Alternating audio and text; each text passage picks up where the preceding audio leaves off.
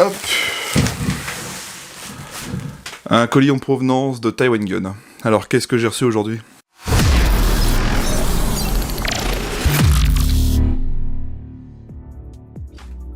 Bonjour à tous et bienvenue dans cette nouvelle vidéo unboxing. Au moment où je tourne cette vidéo, je viens tout juste de recevoir un colis de la part de Taiwan Gun. Je sais ce qu'il y a dedans, je sais de qui ça vient, mais c'est pas vraiment de chez Taiwan Gun que ça vient en fait. Taiwan Gun étant le distributeur de la marque qui m'a contacté pour faire une vidéo de cette réplique, et ben c'est eux qui se sont retrouvés à m'envoyer la réplique pour cette marque justement. Et donc j'ai reçu une marque de chez Double Eagle, merci à eux, ça fait plaisir. Rappelez-vous, il y a à peu près un an, j'avais présenté une réplique de chez Double Eagle, l'Aeronox AX15 avec le MOSFET Kestrel, et bien presque un an plus tard, j'ai reçu un email et ils m'ont contacté pour présenter une réplique. Alors allons-y, on va le déballer. Moi personnellement j'ai déjà commandé chez Taiwan Gun et ça a toujours été très bien emballé. Taiwan Gun, pour ceux qui connaissent pas, c'est un site d'airsoft européen basé en Pologne qui dispose de beaucoup de références, de plein de marques différentes et ça peut être intéressant et c'est un bon site parce que des fois on trouve des répliques qu'on trouve pas chez nous.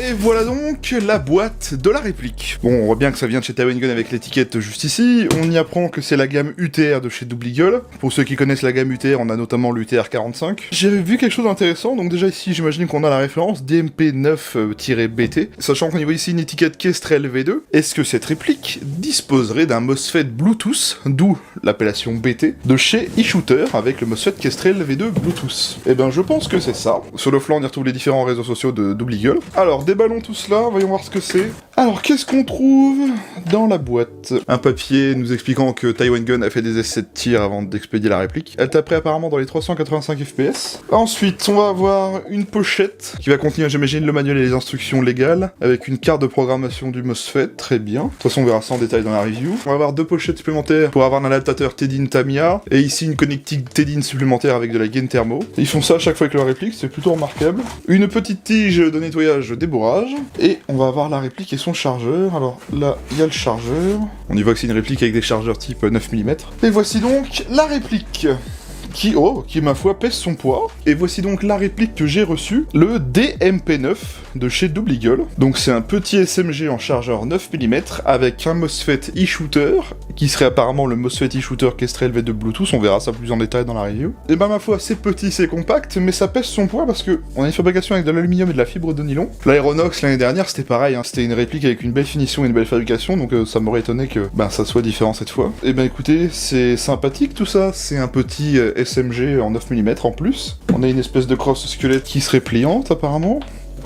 C'est cela, très bien. On a des organes de visée flip-up, avec cran de mire en plus intégré.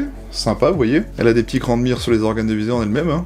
C'est cool. Il y a des petits marquages, on a un cache-flamme en métal, avec un pas de vis de 14 mm CCW. Écoutez, c'est pas mal du tout. On a un garde-main M-Lock. Alors par contre, c'est ce que je me suis dit, les chargeurs doivent être un petit peu propriétaires, parce que vous voyez que on a des lèvres un peu spéciales au bout. Ça remonte assez haut. Bon, j'avais déjà triché un peu, hein, je savais que j'allais recevoir cette réplique. J'avais été voir le prix des chargeurs sur internet, et c'est pas les plus chers, hein. Sur les sites français, on les trouve pour 15 €. Ça va, honnêtement, c'est pas abusé. Est-ce qu'on a un Mag 4 ambidextre? Oui, très bien, à gauche et à droite. Pour le coup, on a une réplique parfaitement ambidextre. Oh, on a un levier d'armement qui bloque la fausse culasse en arrière.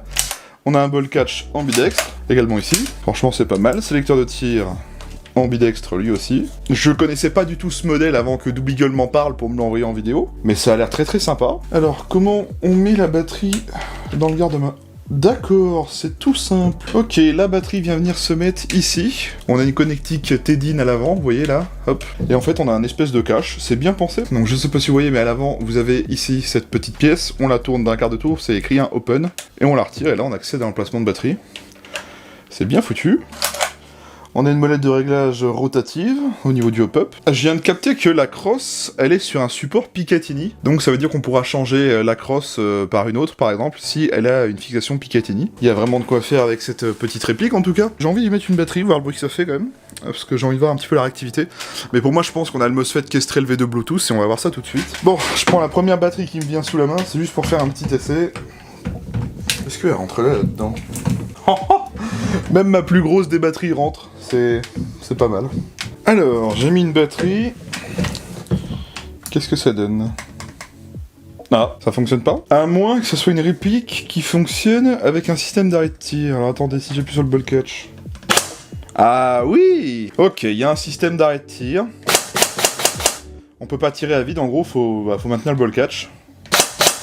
Donc ça veut dire que lorsque la réplique aura fini son chargeur, elle va s'arrêter électriquement et on pourra plus tirer. Ce qui fait qu'on évitera de tirer dans le vide pour rien, c'est cool. Bon, alors qu'est-ce que ça donne?